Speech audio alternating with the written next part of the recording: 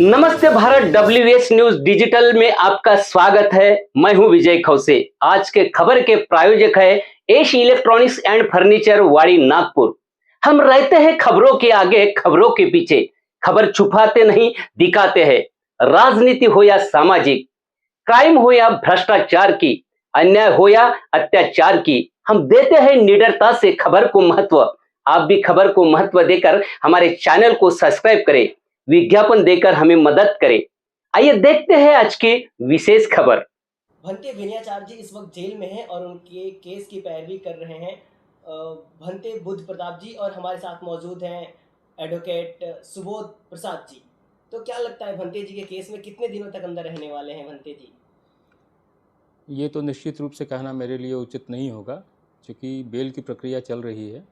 हम लोगों ने चीफ जुडिशियल मजिस्ट्रेट साहब के यहाँ बेल पिटीशन फाइल किया है और बेल पिटीशन सुनने के बाद उन्होंने पुलिस से केस डायरी मांगी है और इंजरी रिपोर्ट मांगा है। पूरे और केस में क्या लगता है कि इस केस में कोई दम है या ऐसे ही हवा हवाई फंसाया गया है?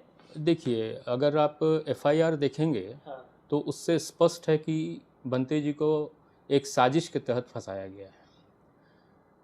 जो आरोप लगाए गए हैं, हाँ।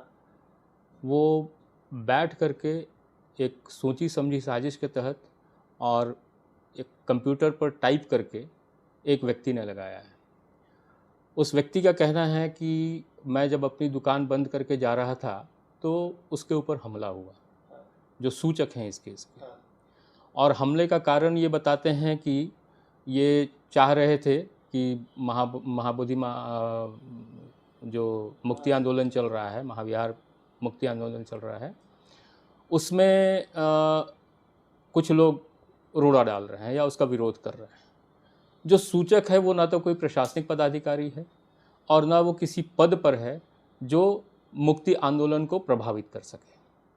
तो किसी भी साधारण व्यक्ति के ऊपर कोई जो भी वहाँ आंदोलनकारी लोग हैं या भंते जी हैं, क्यों हमला करेंगे?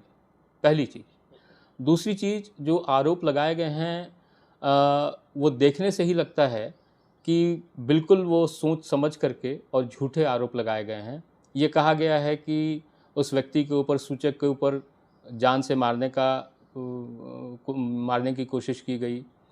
इसके अलावा जो है एक बहुत ही गंदा आरोप लगाया गया है एक भिक्षुणी के ऊपर, और ये कहा गया है कि कुछ लोग उनके छाती के ऊपर चढ़ गए, गला दबाने की कोशिश हुई और ये उनका दांत टूट गया, ये भी एक क्लेम है सूचक का। तो इतने गंभीर रूप से अगर वो जख्मी हुए तो तुरंत उन्होंने कंप्यूटर पर टाइप करके ये रिटन रिपोर्ट कैसे दे दिया? ये अपने आप में एक बहुत बड़ा प्रश्न है जिसका जवाब प्रशासन को या जो सूचक हैं उनको देना होगा। क्योंकि कोई भी व्यक्ति के ऊपर अगर इस तरीके का हमला होता है और वो घायल हो जाता है, उसकी छाती पे लोग चढ़ जाते हैं और दांत टूट जाता है, तो एक नेचुरल जो उसका आउटकम होगा कि उनका फ़र्द बयान वहाँ पे दर्ज होना चाहिए। अगर ये घटना वास्तविक होती तो या तो वो मेडिकल में जाते, मेडिकल में फ़र्द बयान दर्ज होता, या घटनास्थल पर भी पुलिस थी, घटनास्थल पे उनका फ़र्द बयान दर्ज होता। लेकिन चूँकि एक बनी बनाई बनावटी घटना करके और भंते जी को जेल भेजना था जो उनके विरोधी हैं, इसी के चलते ये एक काल्पनिक घटना बना करके और FIR दर्ज की गई। इस केस में पुलिस की भी मिलीभगत कुछ लग रही है? देखिए, पुलिस को गुमराह तो ज़रूर किया गया है, क्योंकि पुलिस का काम है फेयर इन्वेस्टिगेशन करना। तो फेयर इन्वेस्टिगेशन करना, ये जब तक पुलिस उस घटना की सत्यता को नहीं जांचती तब तक ये FIR करना जो है वो बहुत प्रॉपर नहीं लगता है। इसलिए इतना तो तय है कि पुलिस को गुमराह किया गया है। इस वक्त पूरे देश के लोगों की नजरें गड़ी है भंते विनयाचार्य जी को बेल कराने के लिए, क्या कहना चाहेंगे उन लोगों से?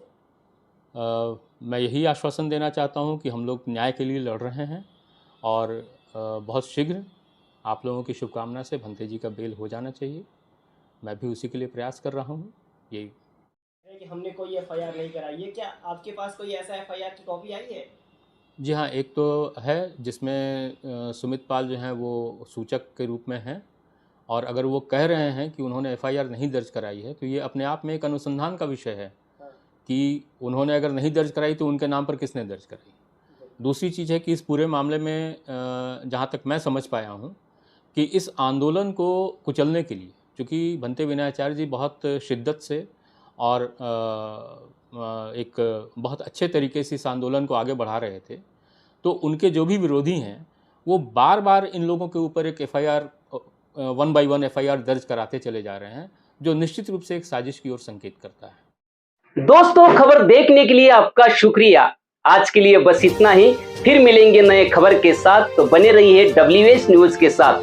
चैनल को लाइक करें, सब्सक्राइब करें, फेसबुक इंस्टाग्राम पर फॉलो करें, विज्ञापन देकर हमें आर्थिक मदद करें। धन्यवाद।